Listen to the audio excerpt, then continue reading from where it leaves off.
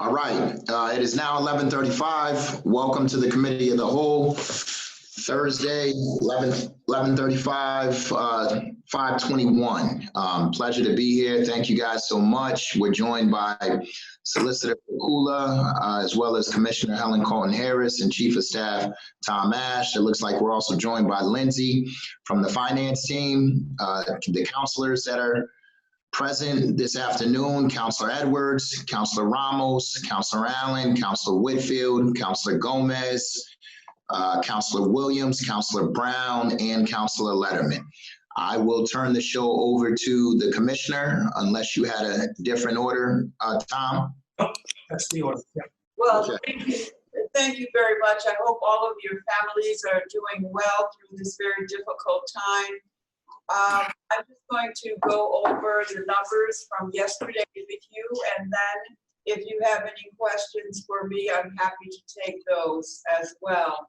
So for the Commonwealth, there are 88,970 confirmed. Hampden County, 4,518. The city of Springfield, 2,095. That represents 38% of the positives in Hampden County. For the Commonwealth, there were 6,066 deaths as of yesterday. Hampden County, 526. The city of Springfield has 81 deaths. That is 0.86, so it's less than 1% of the total deaths in Hampden County at this point. It's 0.86. Of the deaths in the Commonwealth, 3,701 are from long-term care facilities, and that represents 61% of the deaths in Hampden County. We have had in our homeless population, we tested 12 additional individuals. 8 of those individuals came back positive. They were from one facility, which was not the Friends of the Homeless on Worthington Street. We sent those 8 positive due to some concerns to Pittsfield. And I will tell you that we did not want to take the risks of individuals walking out of the tent. We felt that it was better to have them at a facility where we could monitor a little bit closer in terms of them being in separate rooms. So it was 8 positives, 4 negatives. Some of our homeless, as I just mentioned, are getting restless and in terms of being quarantined. So we're continuing to watch that closely. Currently, there are 10 individuals in the tent. The rescue mission on Taylor Street has closed their facility to do a deep cleaning. I anticipate that they will open up again on Tuesday. That is my report. Counselors, happy to answer any questions. All right. Councilor Gomez has a question. Thank you, Mr. President. Thank you for your update, Commissioner Colton. My question is, as of right now, we have the National Guard working at those tents, yes? That's correct. All right, so there is reports coming from, obviously I work with the veterans area, that on June 24th, right before that they would, and I know it has nothing to do with the city, but essentially they're going to be deactivated on June 24th. Do we have a plan on when the National Guardsmen are going to be, what's going to happen and who's going to fill those positions within the next month? So it may actually, Council, be a little bit earlier than that. And that's based on the fact that our police department has reached a point where they're in a good position now. And a lot of those officers that were out sick prior are coming back. We've got the new officers now, so we're kind of in a better position. So it may be a week earlier or so than you mentioned, but they'll be available if we need. to request longer from them. But as it stands now, our police department's in pretty good shape. All right. So more on the public safety. I was under the impression that they were kind of, I guess, working within the tent, or some folks, or maybe that was just up at the soldiers' home, that they were helping with testing and stuff like that. So I wasn't really clear on. So at the tents, they're just doing public safety and perimeter stuff. That's correct. They are not, what you're referring to is the National Guard MedTechs. The National Guard MedTechs are assisting with us in terms of long-term care facilities and testing, but they've never had a role in testing at the tent. As you know, we use the Bay State for that. You know, the other thing I would say is that we do have down at the tent AMR from 11 to 7. So they are that's who we have standing up to help us during the evening as far as the residents in the tent are concerned. All right, no problem. Thank you for that response. That was just a really great concern. And I kind of didn't know the capacity of how we were using them, aside from I know they were at the facility, but knowingly that they were going to be deactivated around that time before that 90-day period. I just wanted to, I'm happy to hear that we're on top of that, and we have some kind of a plan to execute to make sure that, you know, now that we have more staff because of our new officers. So thank you, Tom, for that. And thank you, Helen. And I have another question, but for after. Thank you. Councilor Gomez, Councilor Letterman. Thanks, Mr. Chairman. Commissioner, thanks for your report. I have a couple of questions, a couple related to your report on current testing of the homeless population, the individuals, and another broader question about reopening, which I'll save for later. But relative to the deep clean of the rescue mission that's been shut down, and the rescue mission is, you know, I think over 40 beds. Do we know in the meantime where the individuals who normally would stay there are going to be housed? That's an excellent question, and the rescue mission has made arrangements for, it's my understanding that the rescue mission has made arrangements for some of those individuals. The ones that we tested, who tested positive, and the 4 who are negative, some of those 4 individuals are down at the facility on Worthington Street, the tent. The 8, as I mentioned, have been sent to the hotel. I don't specifically know, Councilor Letterman, what the rescue mission's detailed plan is, but it was my understanding that they have made arrangements for those individuals. It would be helpful. I can reach out to Ron as well, but I would like to know that those individuals were provided with an alternate safe shelter. Absolutely. Thank you so much, Commissioner. And that's I'll save the other question on the broader reopening. I'm sure other people have questions as well. So. Yes, we should save all of the questions with respect to the reopening until we give Tom an opportunity to speak to that. Are there any other questions for Helen? Seeing none, we'll move to Tom. Tom, did you want to say a few words regarding the reopening or solicitor? We can just give a broad kind of stated that you know, we are fine-tuning as we sit here. Department heads are working feverishly to fill in all the latest details and the last kind of pieces to this puzzle. It's been, as the mayor said, it's been a lot easier to close down City Hall than it is to reopen it. So we're working very, very hard to come up with a comprehensive plan that he's going to lay out to the public at 2:15 today. And so again, we're still fine tuning some things, but we think by then we'll have a pretty good plan in place.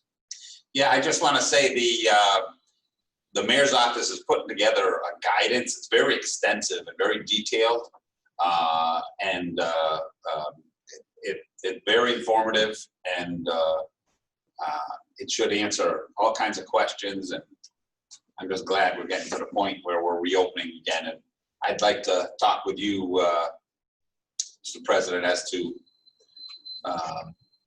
you know, how we, you know, it's sort of scheduling next meetings as we go forward between now and into September.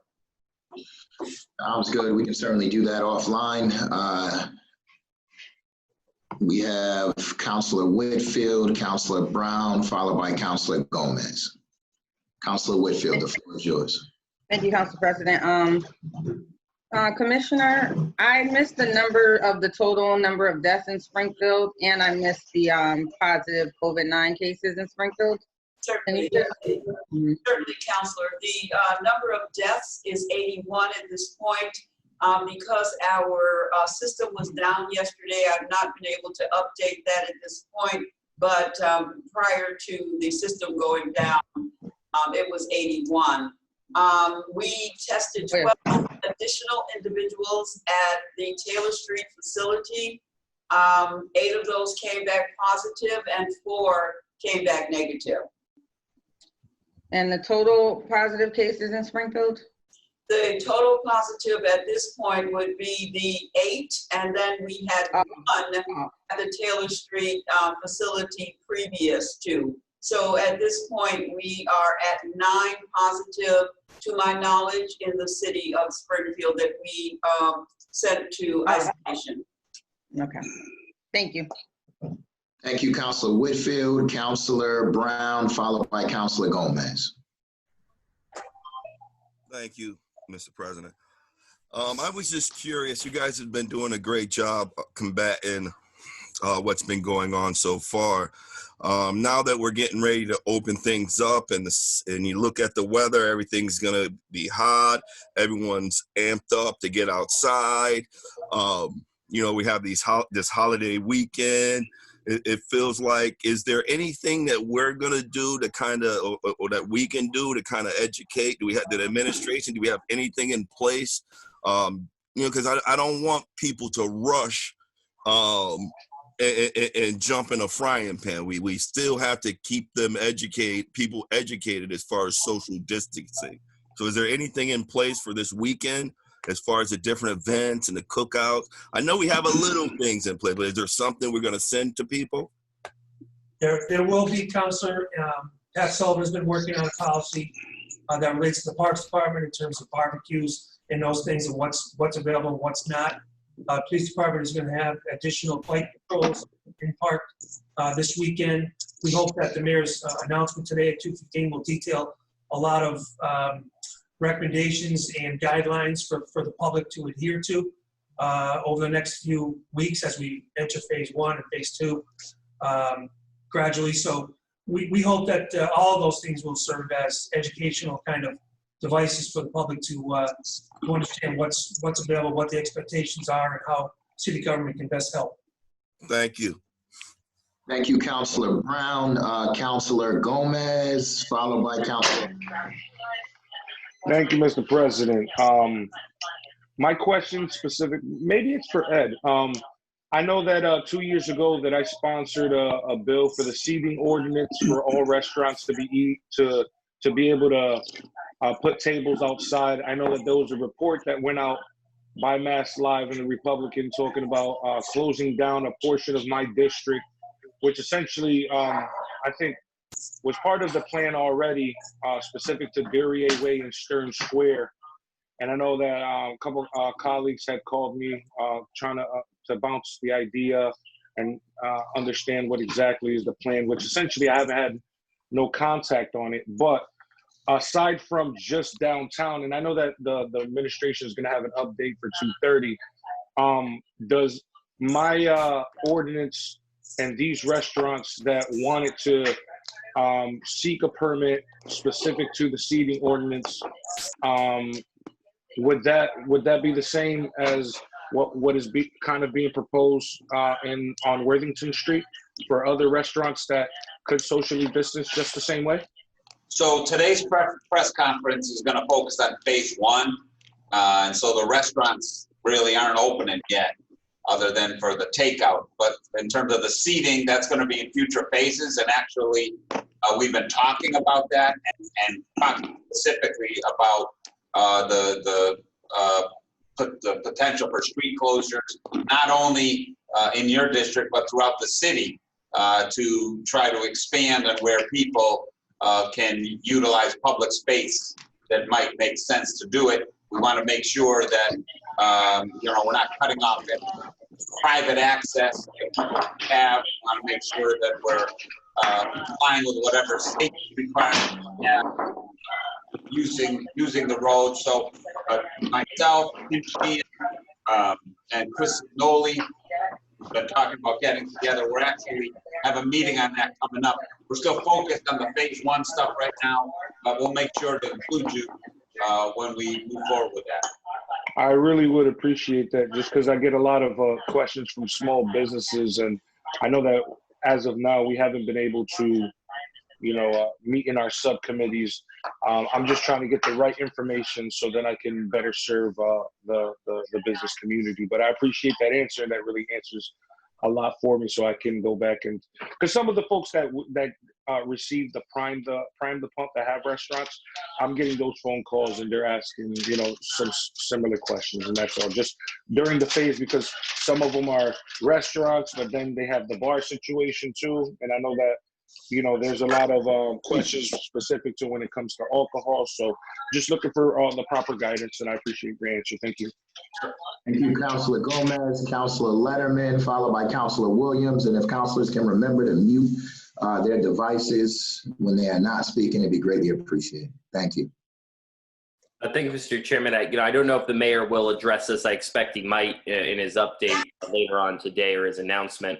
But last night I did a live question and answer on Facebook with a couple colleagues, Councilor Whitfield and Councilor Davila, and we had a representative from one of the larger churches that joined in with a question. I know places of worship are set in phase 1 to be allowed to reopen under certain conditions. And I think he was just looking for an opportunity perhaps to engage, with the administration and making the suggestion that we ensure there's some clear communication with the leaders of our various different faith institutions around what that guidance looks like. So I don't know if the administration has planned a concerted effort in that, but certainly those are probably one of the larger things that are phased to be allowed in the first phase that would have people normally in pretty close proximity. And I think one that also many in our community will, of course, be very interested in getting back to, as that's a big part of our lives. So to the point of the gentleman who made the question last night on the live stream, I'm hopeful the administration can have some contact with the different institutions. And I know many of them also have sort of broader delegations that they belong to that maybe could be engaged. But I think that'll probably be an important piece in the first phase. So if I could just offer, number one, today we're really going to focus on the reopening of the municipal business, if you will, facilities on the city side that we're moving forward. That's where the city has discretion, and the mayor is exercising that discretion. And we've been going back and forth with state government to make sure we're following all of the proper guidance, and then we can pass on the proper information.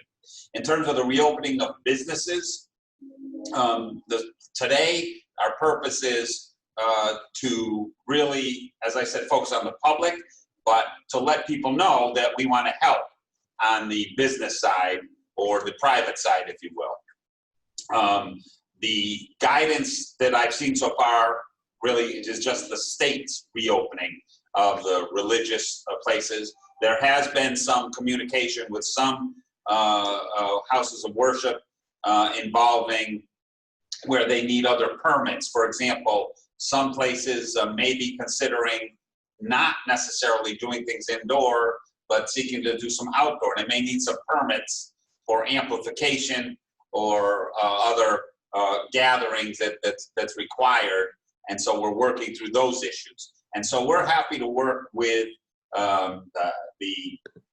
any businesses that we have in Tim Sheehan's office through the economic side and the various licenses that are needed. So if you can direct them to our attention on the law department, I'll be happy to work with them so we can make sure that the license commission can, if they need any additional licenses that they don't have now. If I may, Counselor, I have had members of the faith community reach out to me about their congregations. You know that it's 40% that they can have into their sanctuaries. What they've asked me for is just fact sheets, information, and how we can educate each other to really keep the spread of the virus. They're very concerned about their congregations and just really wanted materials and educational materials. To the degree that they reach out to my department independently, we will make sure that they get the information that they are requesting. But that's an excellent point, and thank you for bringing it up. Thank you, Councilor Letterman. And if we could get those checklists out that you guys have on the website that I thought were very informative to the respective industries and or businesses in those industries, it probably would be very helpful. That to me seemed to be pretty succinct, clear, and to the point, and something that people can follow and benefit from. So to the extent we can get those out, it seems to me like we should take advantage of that. Councilor Williams. Thank you. That's a great recommendation. Thank you. Councilor Williams. Thank you, President Hurst. Councilor Letterman actually asked my question, so I'm all set. Okay. Councilor Davila. Thank you, Mr. President. Good afternoon, everybody. So yesterday, during the Q&A that Councilor Letterman was referring to, we also had another question regarding the opioid crisis. And I know I'm particularly concerned with this summer. I think might be a challenging summer for all of us, more than usual. And but the specific question was about the Mill Street Clinic. I'm not sure if that's open. I know there was a delay or stay in the closing of Providence Hospital in Holyoke due specifically to the coronavirus.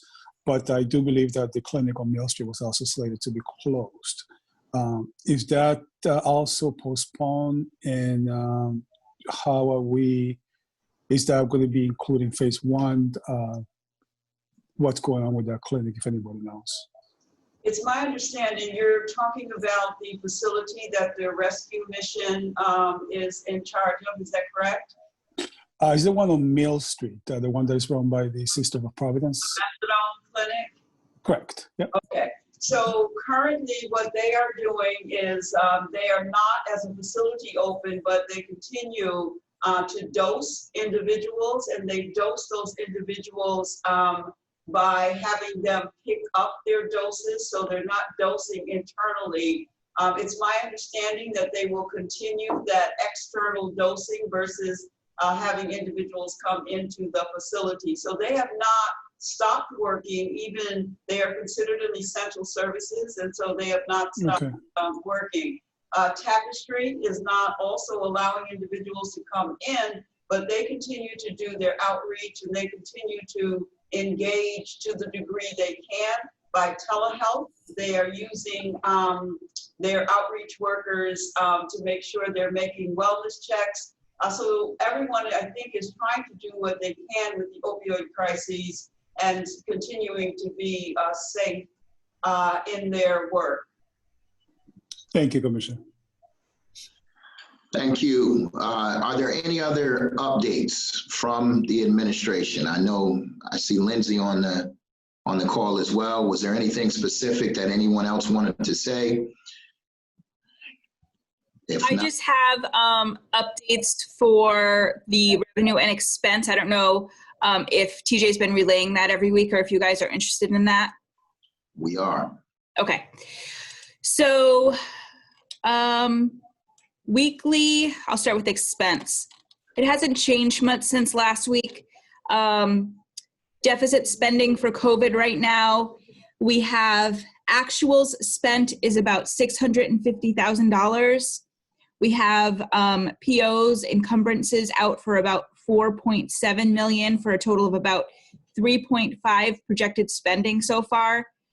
TJ may have gone over this, but that mostly the bulk of that is really for school department student laptops and the temporary facilities on Worthington Street.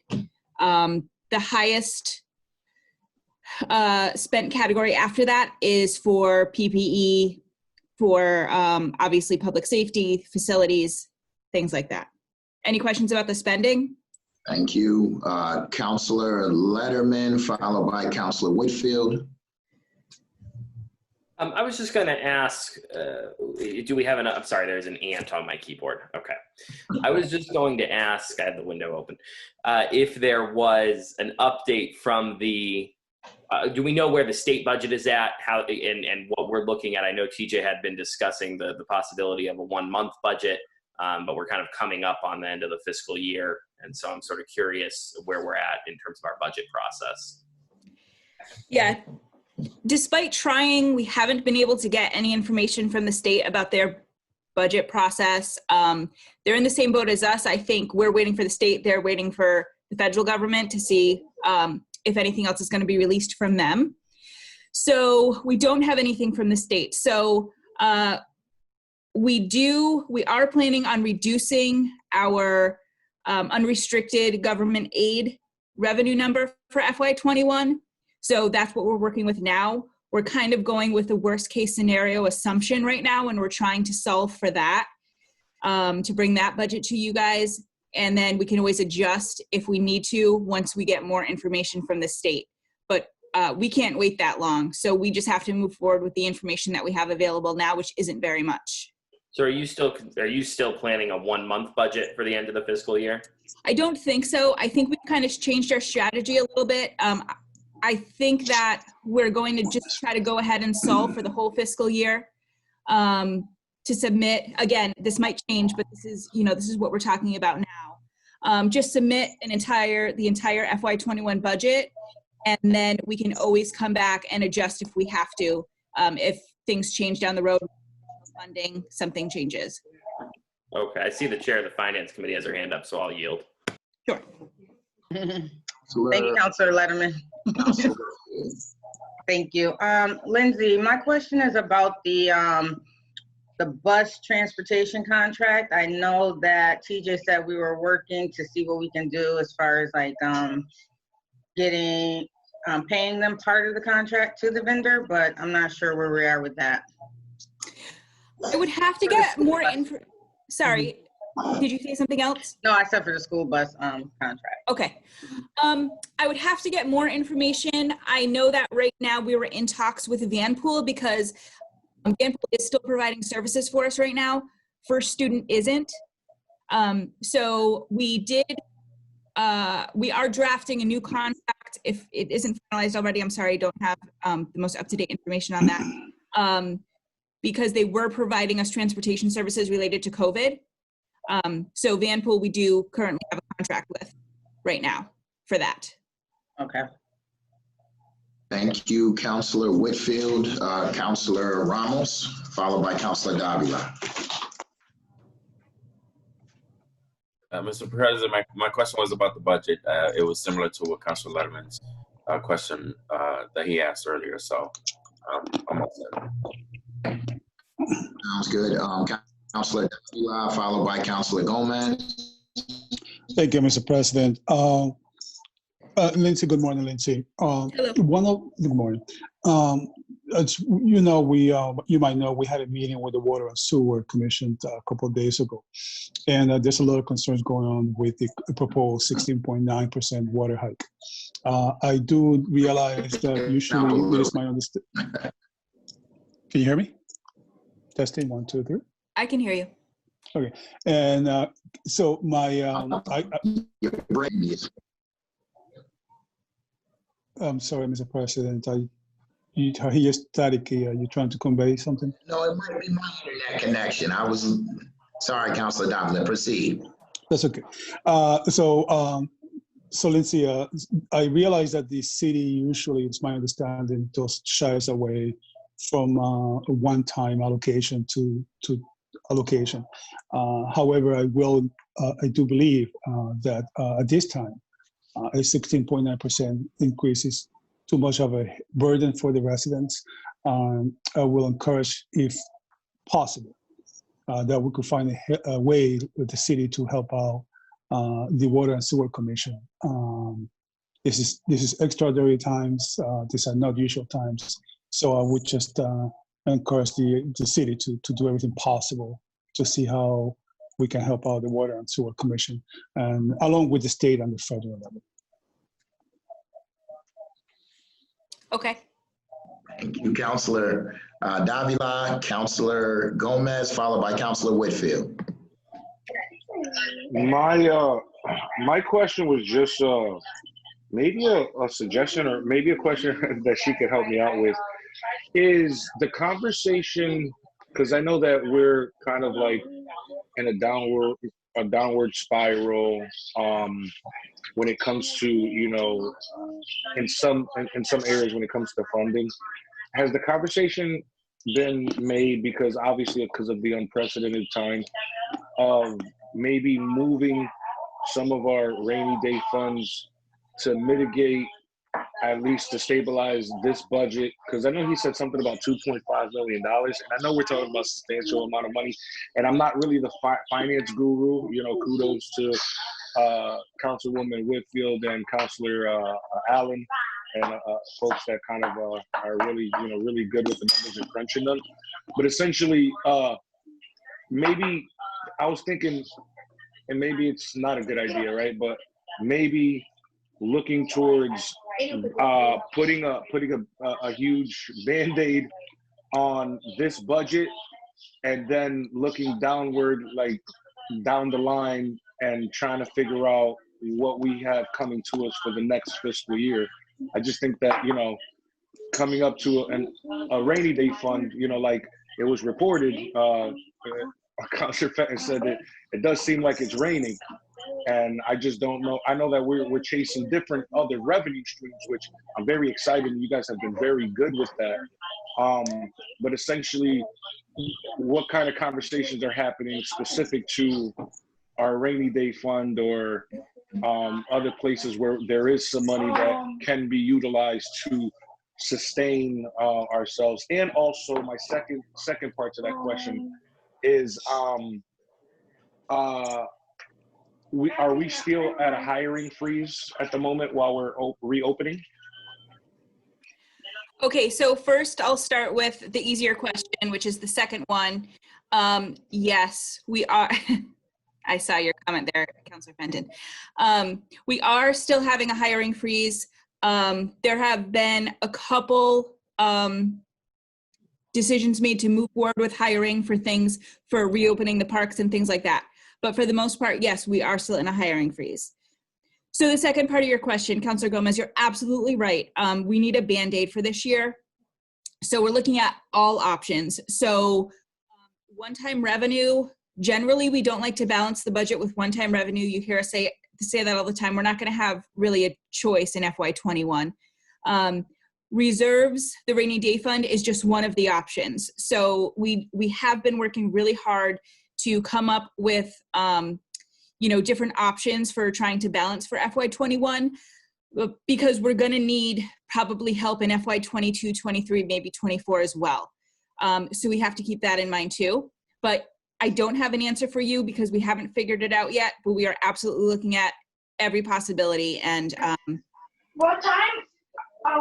I appreciate your answer. That's, you're being candid, and it's just a really a question, because I know we have similar other where we have money in different areas, and moving forward, I just I know we're not going to have all the answers today, and I know like how Councilor Letterman has stated, and a lot of my colleagues, we need a budget as soon as we can, and I know that we don't want to put people out of work, and we're during a hiring freeze, and how do we sustain that? And I know that we do have a rainy day fund, and obviously, and in my mind, I haven't seen it in my 5 years, which is a good thing, right? That we have had to tap into it. But moving forward, you guys have done an extremely good, job on making sure that we have a substantial amount of money there for rainy days. I just wanted to know, because we haven't talked about that, if that was in the conversation. So thank you so much, and I appreciate your answer. Thank you for your kind words. I appreciate that too. Thank you. That was a great question. Thank you, Councilor Gomez. And for the rest of the council, I have had conversations with TJ. He does anticipate getting something to us by either the first or second week, second or third week of June. And probably it's going to come around the second week if they can pull it off. So stay tuned.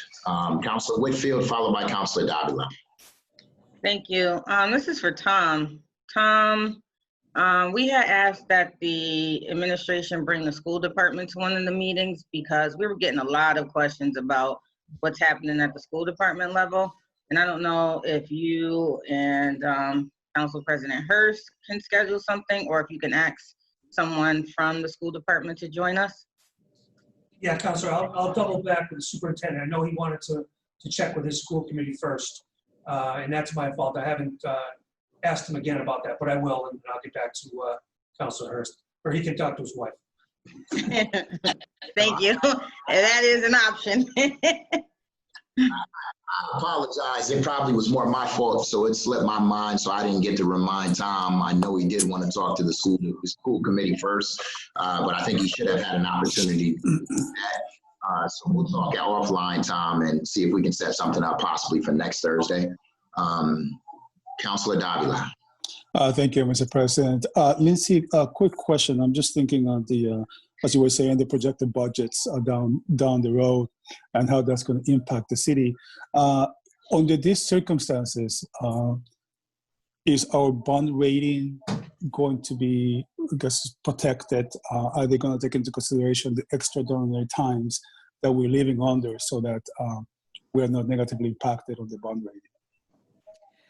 We actually had a rating call Tuesday for our short-term bans that we do at the end of every fiscal year. In speaking with them, it was with Standard & Poor's. In speaking with them, they know we have strong financial management, and they know that we have a handle on COVID spending and getting reimbursed for that. So they told us they weren't concerned about that. What they're concerned about is the recession.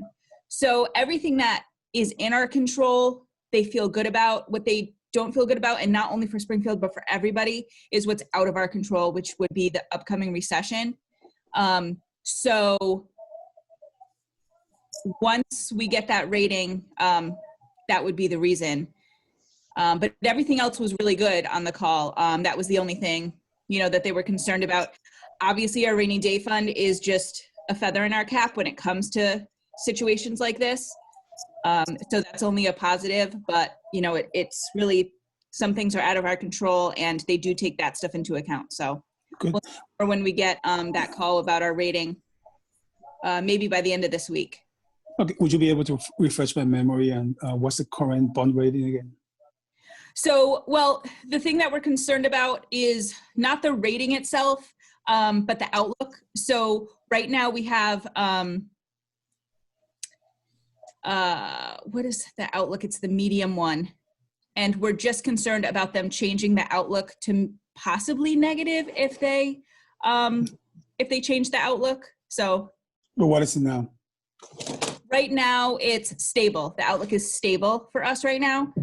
So the only thing we're concerned about is potentially that being, again, our bond rating wouldn't change, but just the outlook could possibly change due to the looming recession.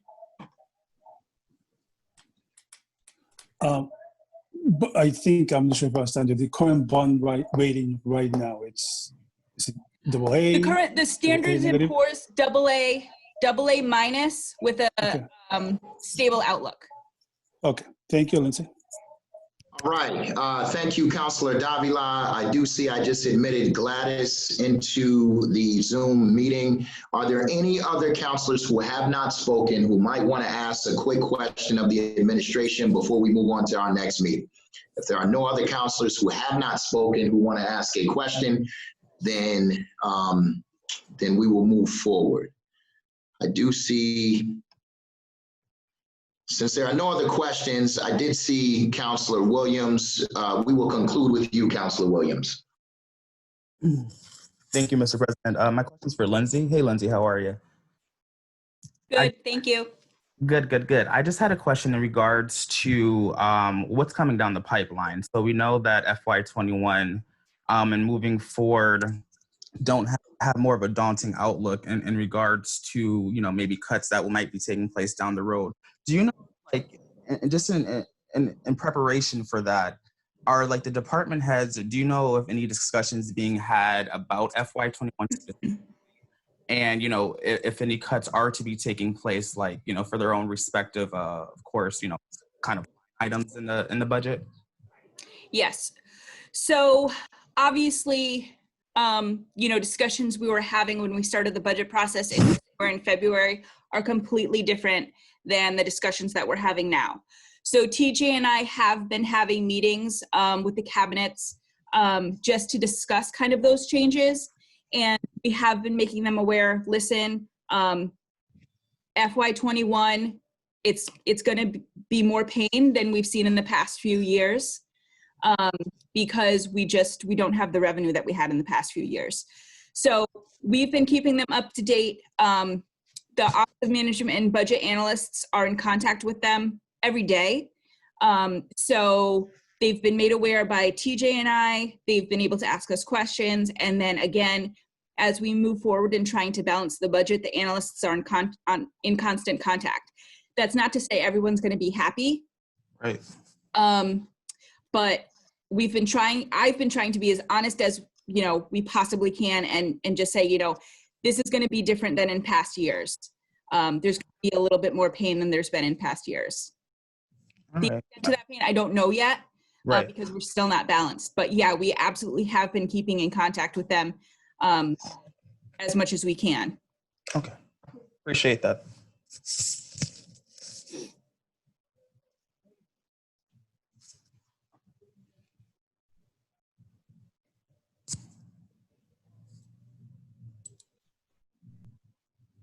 Justin, you're muted. Sorry. It is now 12:15, so we will transition into our next meeting regarding the census to the administration. Commissioner Helen Colton Harris, Solicitor Pakula, Chief of Staff Tom Ash, we thank you, and you can feel free to leave this Zoom meeting or you can continue to listen in. Gladys, there were a number of counselors who had some questions regarding the status of the census and where Springfield was at, as well as what were some of the things that we were doing at the local level to ensure that people were returning their census. In addition, there were some questions about money that we approved. I think it was close to $50,000. And so we also wanted to know what it is that was being used for and how we can be of assistance. So if you could give us a brief overview. We are also going to be joined by Molly as well as Jean Canosa Albano in the next half hour. So my thought process is we'll give Gladys a half hour and then we'll move directly into a conversation with Molly and Jean to see how they were spending, I believe, $90,000 that they received and how they're retooling considering everything that's going on. So Gladys, the floor is yours. Okay, yeah, I'm unmuted. Hi, counselors. How are you? Good. Good morning, Gladys. Good morning. It's great to see all of you. I'm going to be looking over here sometimes because I have my city computer. I'm working with my laptop here, and I have some information on both computers that I wanted to share with you. So the first thing is, I guess, kind of an explanation on what's been going on as far as I think there was some confusion just looking over the last Zoom meeting that was had with the counselors as to city census versus US census. I think most of us understand that the city census is annually every single year here in Springfield. And then when it happens to fall every 10 years with the decennial census, I think there tends to be confusion in terms of which one do I respond to? Do I respond to both?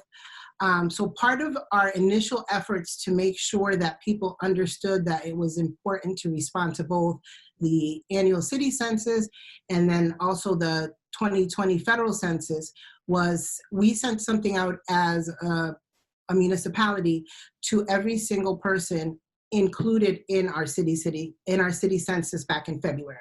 So that was a one pager that had information on why it's important to respond to the federal census, what the federal census is, and kind of the deadlines and dates that were imminent, because they were on two different tracks. So the city census was in February, and then in March was when we expected everyone to receive things by mail.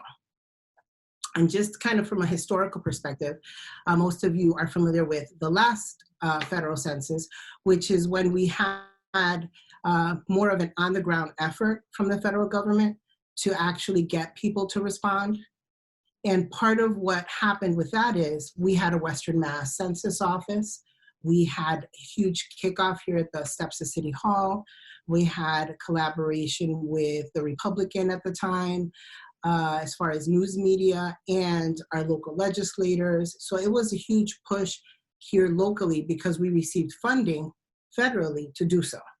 So the difference between 2010 and 2020 is we haven't received any federal funds. There has been no Western Mass office, so they have not even paid for to have a local person or even someone, a regional person, have a physical space here in Western Mass. Most of the people that we've been working with have been very good in terms of helping us with ideas, trying to help collaborate with different organizations locally. But the one thing that they haven't had is a physical presence in Springfield. Most of them have been working from home, and then they meet with us regionally in Amherst, Springfield, Northampton, in our spaces. So they'll come to City Hall, they've come to the Barney Carriage House several times.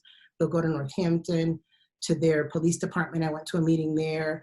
And I think that's been the missing piece that has kind of, before this, the COVID and the different obstacles we've had, that was a huge piece that was missing, that was important for Springfield, in my opinion. So that's just kind of speaking to that, where we are, the groundwork of kind of where we got to where we are. If you want me to touch on the $50,000 grant and how we received that, I can do that next. Sure. Why don't you say everything that you think is relevant to the council, and then I will have the council, they will ask questions after. Okay, I'm good. Okay, so we've been getting support from the Secretary of State's office, kind of just as a general, over all the city and town clerks have been getting support generally.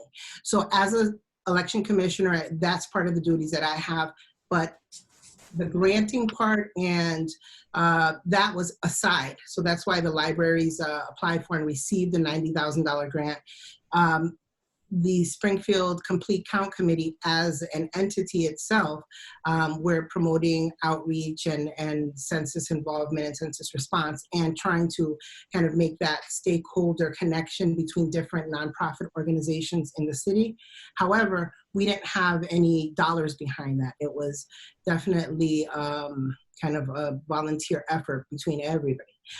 When the grant process was initiated at the end of December last year, we then sent out to different partners like Springfield Partners for Community.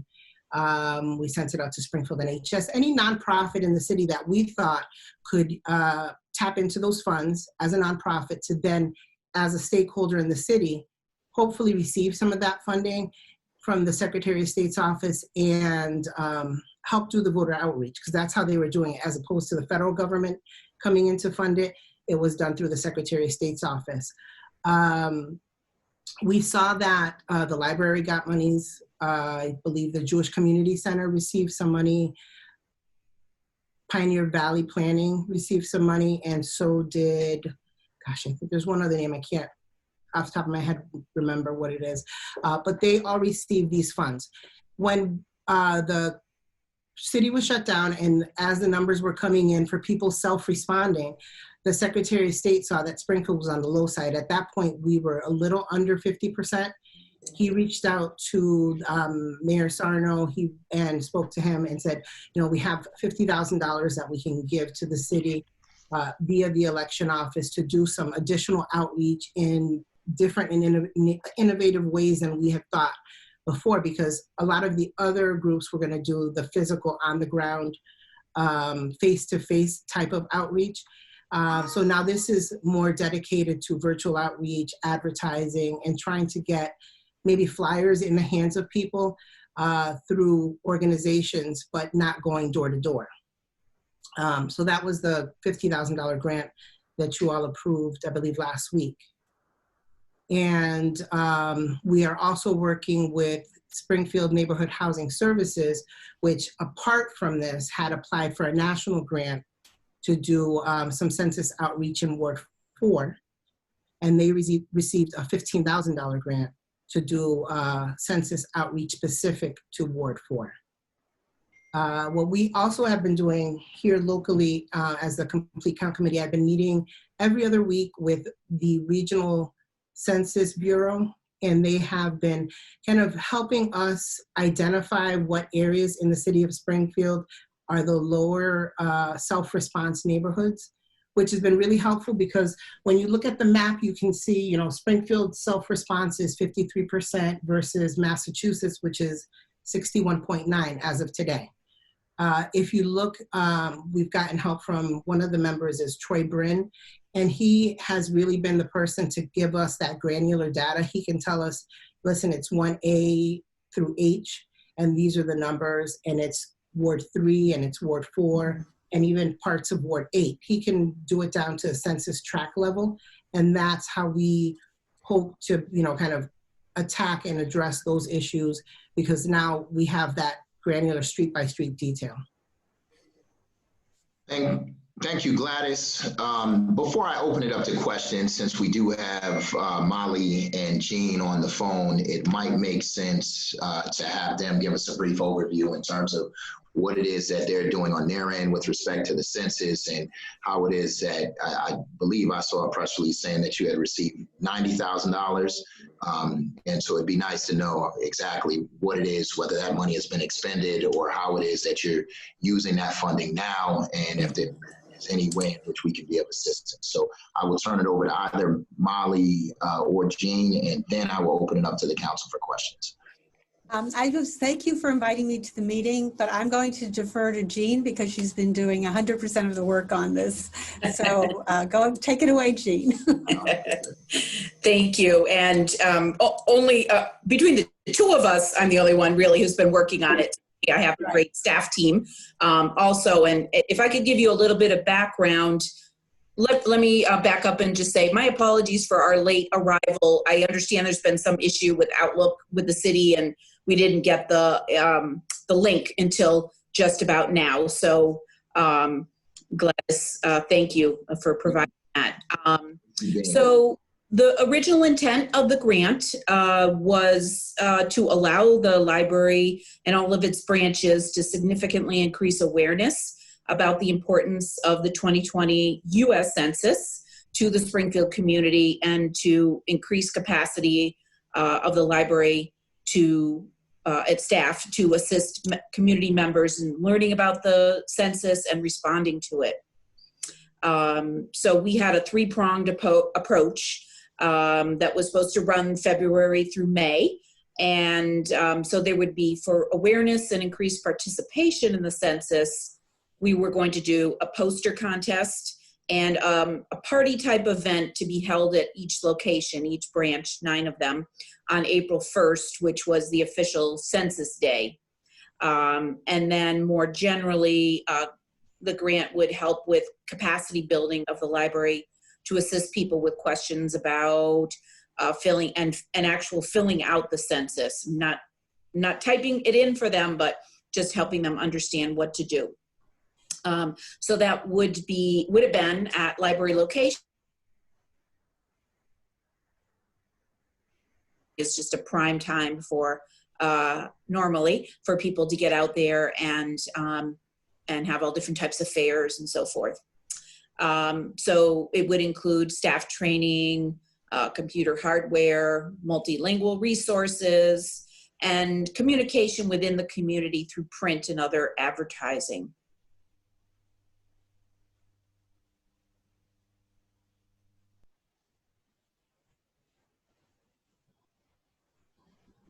So the pandemic obviously made it necessary to make big changes in the way we could roll out the grant.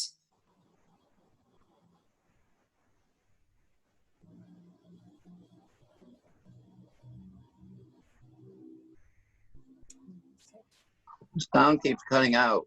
I think we've lost Gene. There you are. I thought I was the only one. All right, I thought I was the only one. Okay. It was me or not. I thought it was my internet connection. Gene, you are going Work from home. Like, now there's some feedback. Okay, I think I might turn off my camera just in case that was a problem. But I'll keep talking.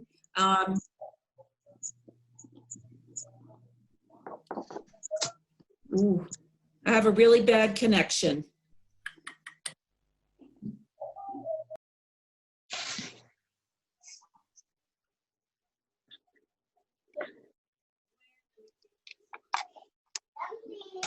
Hello?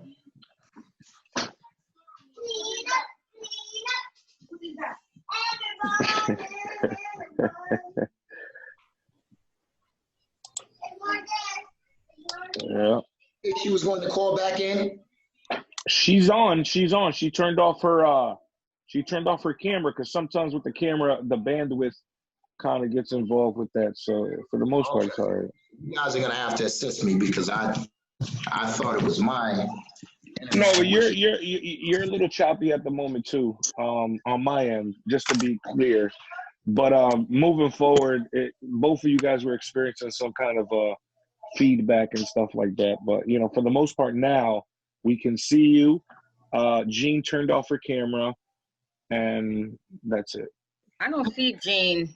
Even in the name of the participants, I don't see her. Then we lost her entirely then, because she was there for a moment. Yep. I just texted her to let her know that she's off, just in case she's not aware. Oh, she's back. She's coming back. Mr. President, may I suggest perhaps we could take a 2-minute recess until this is figured out? Your recess is now, Victor. Go. Well, I trust you guys, and I have to leave.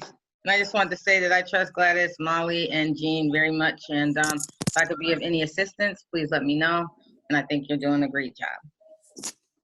Thank you, Councilor Whitfield. Jean, are you able to hear us? Okay, so why not in the meantime, why don't we ask questions if anybody has questions, we can ask them of Gladys until we get Jean back. All right.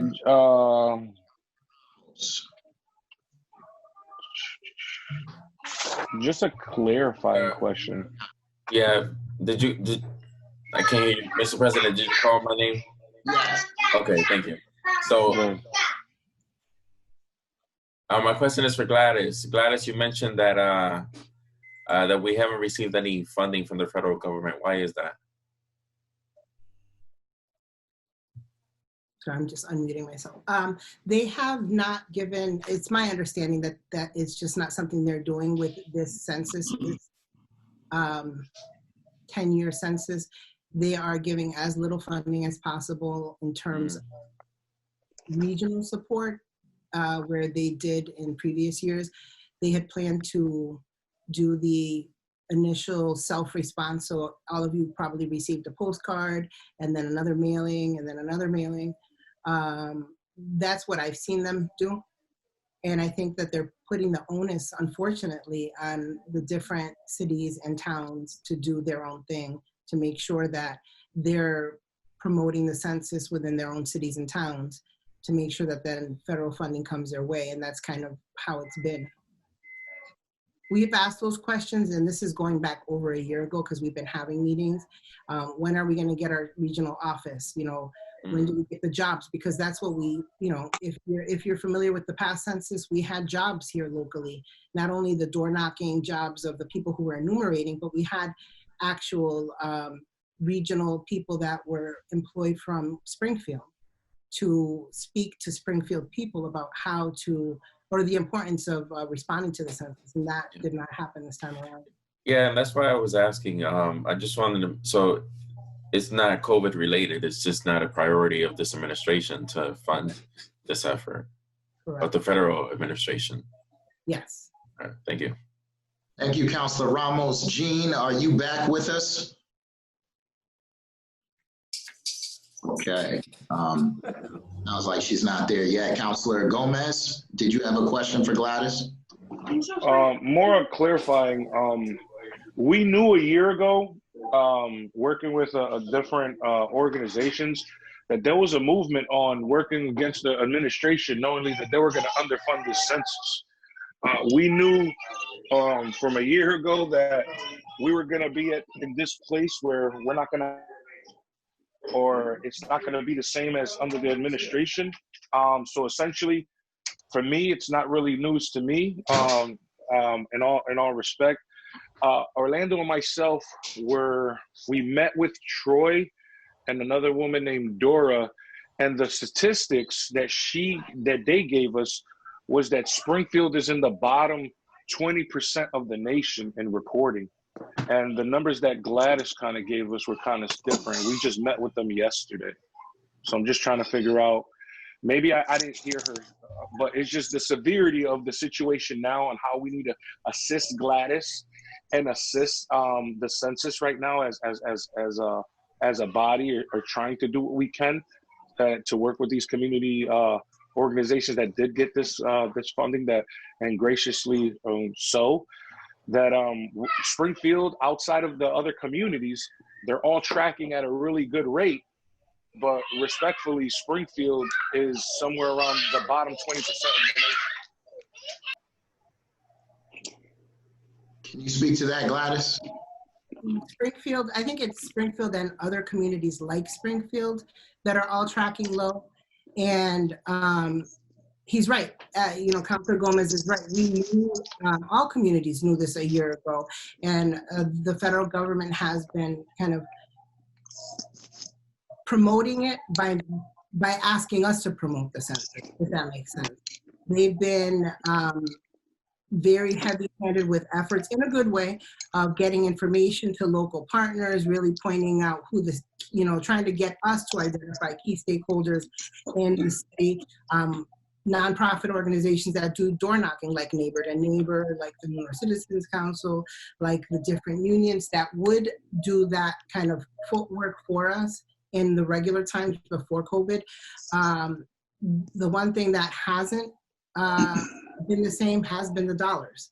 And what Councilor Gomez was saying is we do need the support of the City Council in terms of addressing where we're lacking. The city as a whole is lower than the state average, which is the number that I gave earlier. And I actually forwarded a copy of the response rates to Kelly in the City Council office, and asked her to forward it to all of you as a body so that you can actually see what the details are and what the numbers that Councilor Gomez was talking about.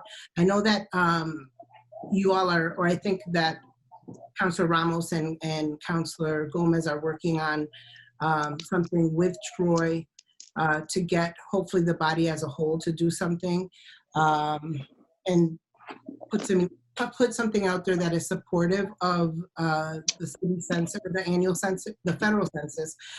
The issue again still remains, we have to get that one-on-one contact. And I can just speak from what I've seen in the past, because I was involved in the 2010 census, and how it's different now, is all of those organizations that are kind of the base, our foundation organization, MLK, the Dunbars, the New York Citizens Council, the Casa Hispana from years ago.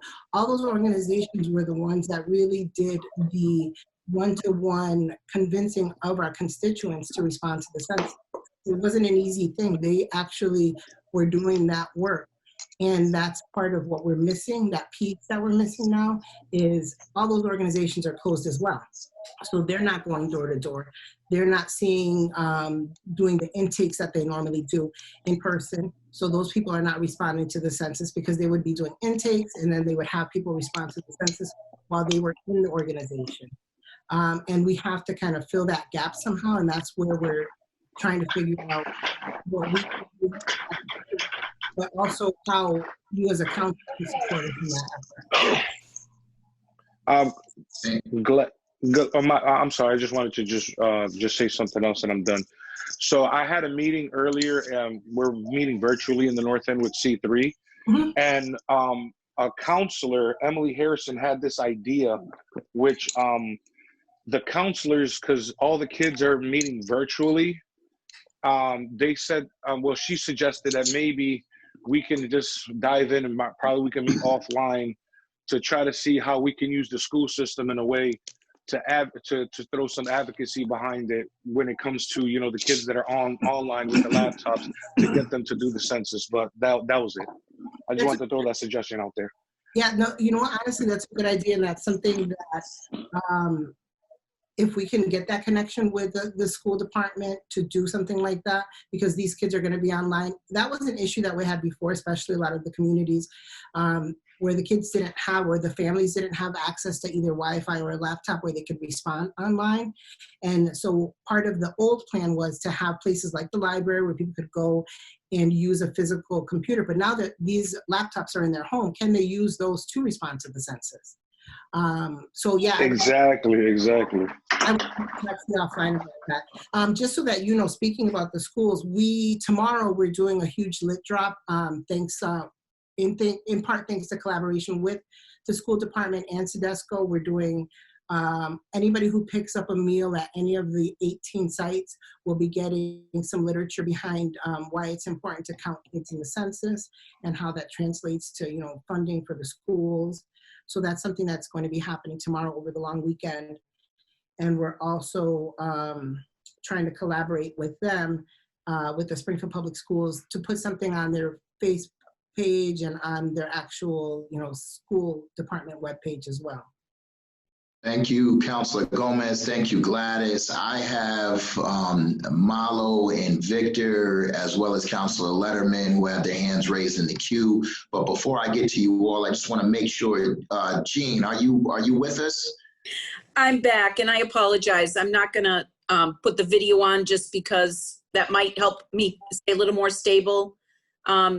Can I give you the information I was trying to impart earlier? Do we have time for that? Yes, ma'am. Okay.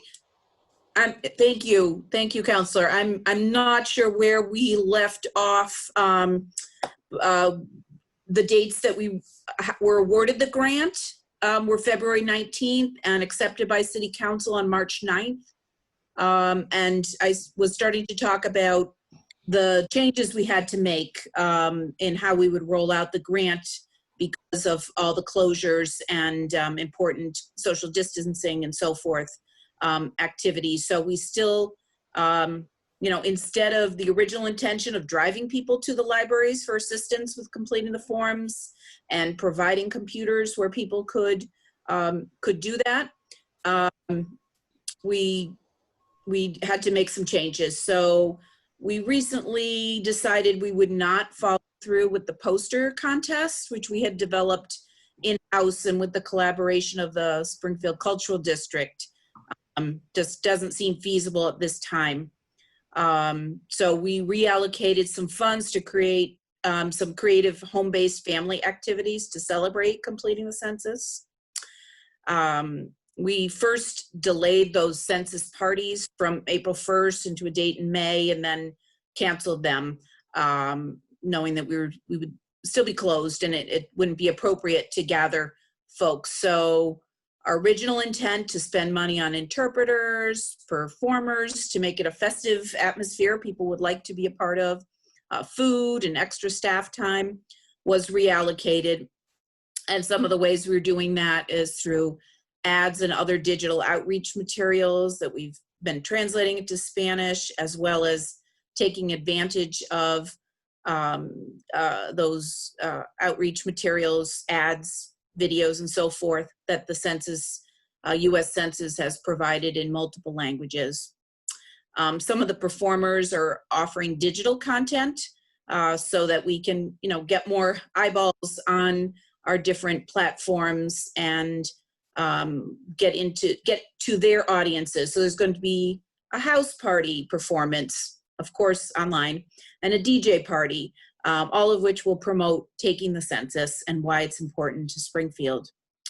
We purchased non-perishable food and water that will be packaged and given away with printed materials to cross-promote Summer Reading Club and taking the U.S. Census.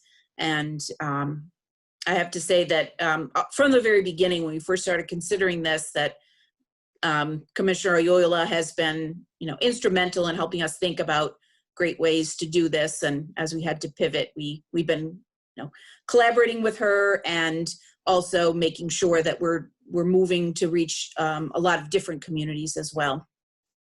So staff time was a big part of the grant, and the majority of the staff did receive training in helping people take the census prior to everything shutting down.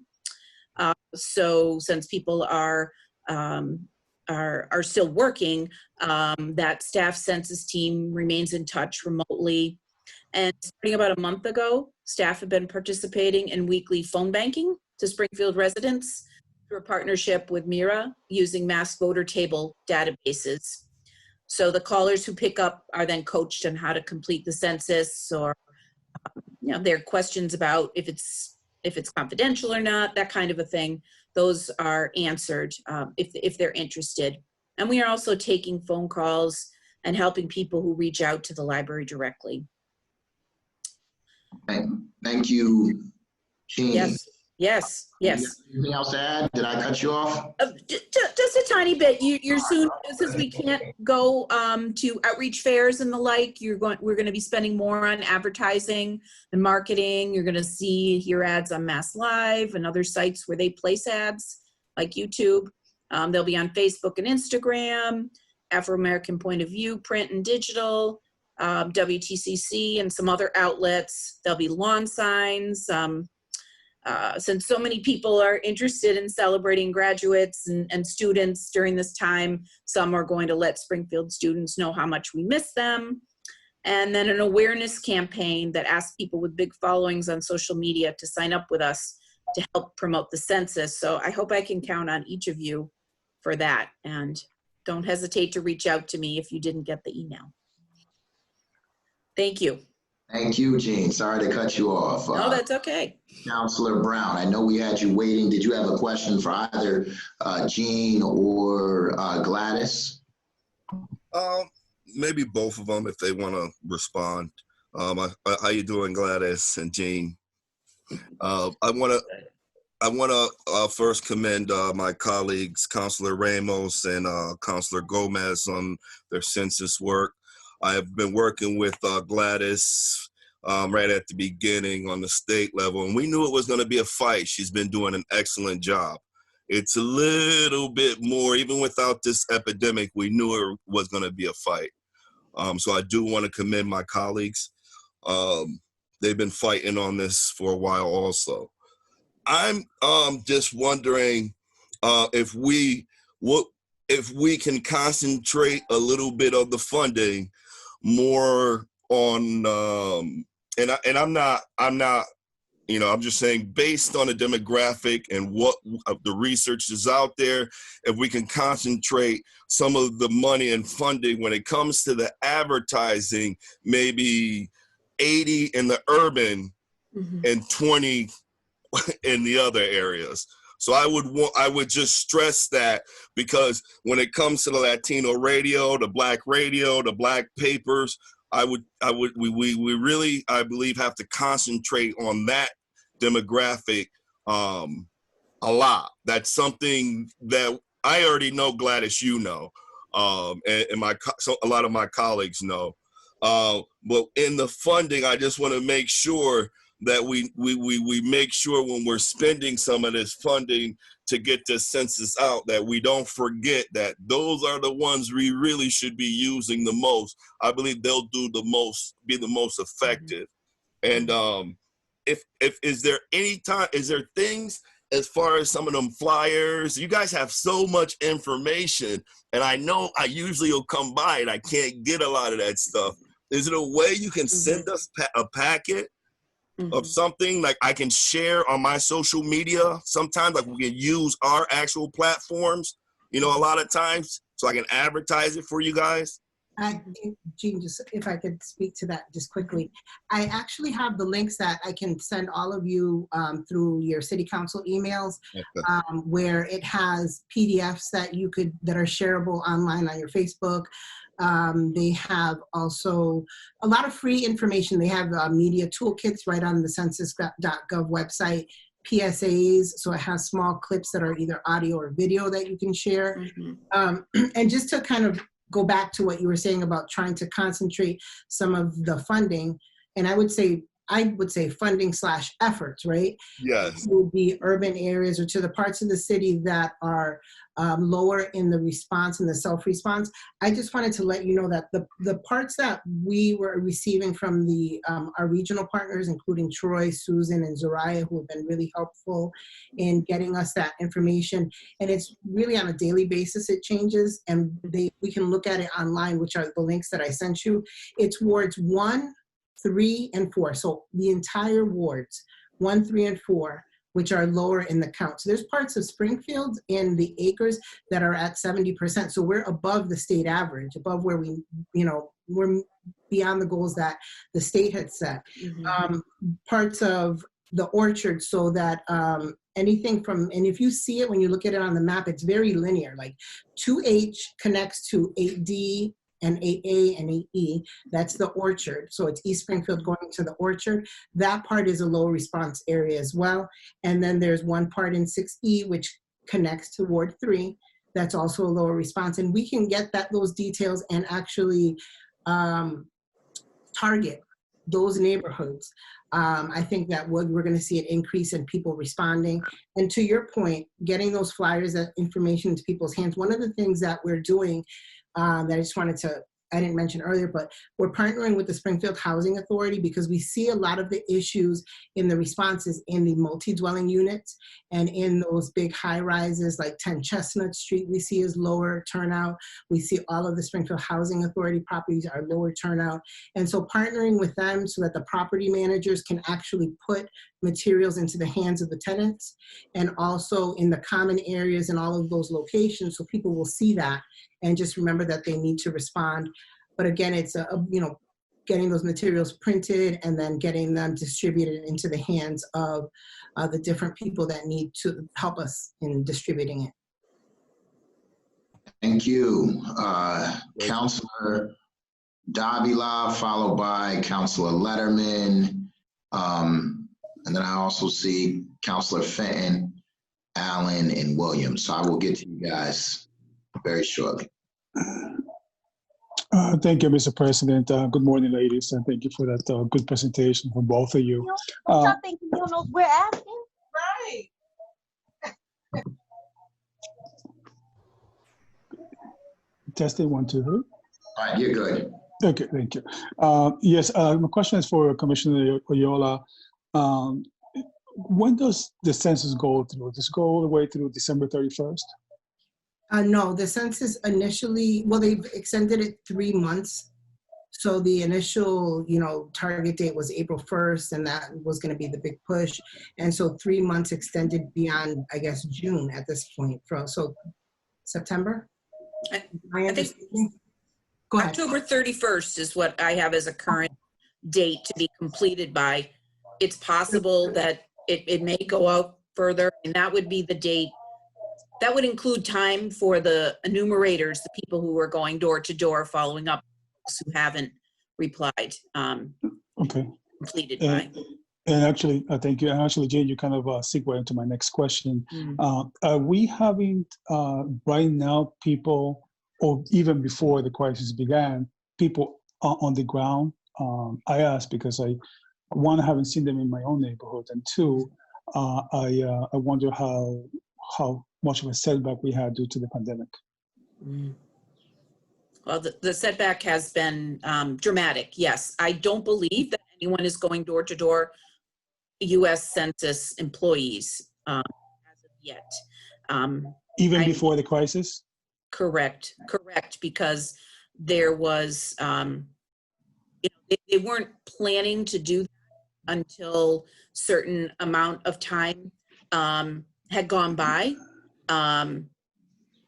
So because the hope is for the first time this year, people could answer online, which becomes easier to tally and is cheaper for the underfunded Census Department. And so there was a process, you know, at this date, you're going to get something in the mail urging you to go online to take the census. Then after that, there would be follow-up mailings. And then after that, they would start knocking on doors or phone calling. But everything has been pushed back. Do you know if there's any kind of a phone effort being done? Beg your pardon, Counselor? Do you know if there's any kind of a phone banking effort being done? And perhaps I was cut off. There's at least one that the library staff has been participating in for about a month. Mira, which is connected with the statewide complete count committee that we participate in, is letting us participate in that. They have made a list of people. It's sort of like the phone banking for a candidate or a cause. It's a list of registered voters. We ask them to make a list of Springfield voters for us to call people. So we've been doing that for, a couple of hours each Tuesday, which is when they have the bank set up over the last month. Thank you. And my last question is to Commissioner Yola. I don't know if I have a unstable line. Can you guys hear me? Yes, we got you. Okay. Commissioner Yola, you spoke a little while ago, which I found alarming, that we don't have a presence in Western Mass here in Springfield. We are the hub of Western Mass. How is that possible? Is that federal guidelines this time around? Would you be able to comment on that? Because it seems like we're missing a lot, and I'm very concerned, as I'm sure all of us are, that we're going to be undercounted. So how is it that we don't have a local presence here in Springfield? That is something that we found alarming last year when they told us about it. And it was a question that we raised. I think the Pioneer Valley Planning had been meeting, and the closest office, I think, had been Worcester area for all of Massachusetts. That's the closest one to us. I don't know if they're still, clearly, I don't know if it's still open. Our regional people have been working with us, but as I said, they're working remotely, so they work from home, and they had been meeting in any physical city and town location that was offered to them. But it matters. I honestly, in my opinion, it matters. Having an office where people can walk in, ask questions, and have a face-to-face contact with someone is important. That just, as Jean said, the entire Census Bureau was underfunded this time around. Thank you, Councilor Davila. Councilor Letterman, followed by Councilor Allen. Thank you very much, Mr. Chairman, and thanks to Gladys, Molly, and Jean for being with us today. Always great to see. Jean Albano gave me my first job in government stacking books at the Mason Square Library. So I appreciate you guys. I have great confidence in your ability to get the job done. I just wanted to say, I think it's just the key piece, I think, is the community education and having people understand what the census actually means. This is how we ensure that we have representation in federal government and in state government. This is how we ensure we get the dollars that come in from the federal and state government. And that's going to be more important now than ever. And so I certainly did my census earlier in the year online. It was a very easy process. So the one thing I would suggest, and it may already be in the works, but I know our friends from Focus Springfield are on. And so certainly partnering with Focus Springfield, and maybe if counselors and the mayor, school committee members, and other perhaps trusted community leaders could do some sort of PSA collectively about why that is so important, and put that out via social media, and also maybe in partnership with Mass Live and other media partners. I would certainly suggest that. The last piece that I would say is, because I know you can't say it, but the fact that we don't have a regional office here in Springfield, the fact that the census was underfunded at the federal level is not a mistake. It was a concerted effort by this administration to discount and undercount communities like ours in the city of Springfield, our constituents, neighbors, friends, and family. And so I think that what's key is for us as community leaders to call that out and to make sure that our neighbors and constituents understand why that makes it even more important to make sure that we are counted and that we stand up. So thank you for all your efforts, and I'll look forward to partnering with you. Thank you, Councilor Letterman. Councilor Allen. Thanks, Mr. President. Two questions. So, Jean, you had said 10/31. Is that when you said it ended? You thought it would go to 10/31, October 30th? That's my understanding, the current end date. Yeah. Okay. And is there any, besides what we undertake ourselves, is there any top-down pressure from any federal agency anywhere to do better with this, or is it just simply what we do on our own? Well, and I can speak to that. We received a phone call about 2 weeks ago at this point from the Department of Commerce, and we're on a conference call with the U.S. Census and Wilbur Ross, the secretary, and they are putting pressure on the cities and towns. Unfortunately, the suggestions are all not financed. Yeah. So they're giving us ideas, and they're letting us know that we're undercounted at this point, but there were no dollars associated with that. Okay. And next, the last question I have is, it seems to me in the last few years we said our population had grown to 155,000. I don't know if that's the number I've been using when people ask me.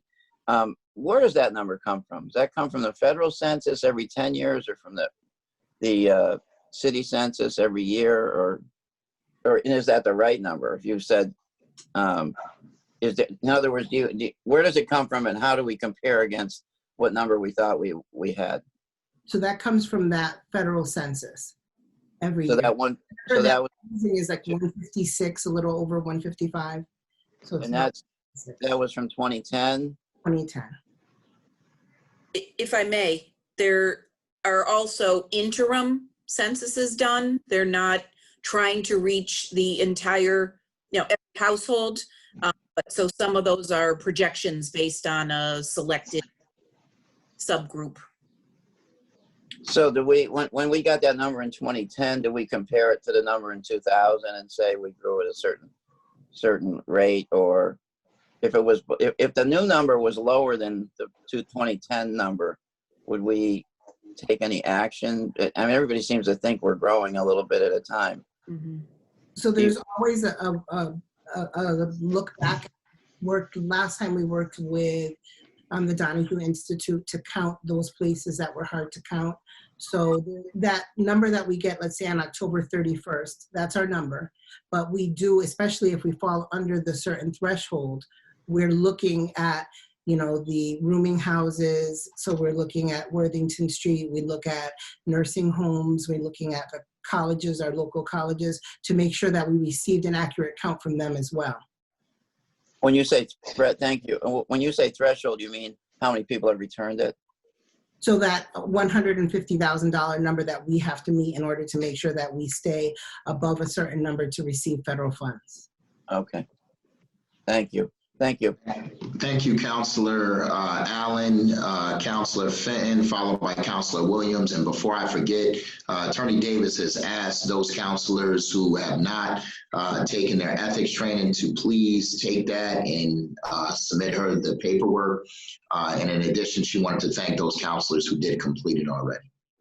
Councilor Fenton. Thank you, Mr. President. Gladys, do you know what our response rate was for the 2010 census? I do not have that number off the top. Okay. Well, I guess I just want to say a few things. The first is that Councilor Brown is absolutely right. The resources should be focused in the communities that are being underrepresented and underreported. And I'm glad to hear Commissioner Oyola agree with that statement and specifically point to the fact that there's some alarming disparities in terms of response rates just in the city of Springfield alone. And I'm glad that she brought up the disparity between 16 acres and some of the other communities that were referenced, because it is pretty alarming. I mean, their response rate is over 73%. And there's places closer to the downtown in my district and others that are much, much lower. So we should be focusing resources in those areas, and I'm very glad to hear that that's happening.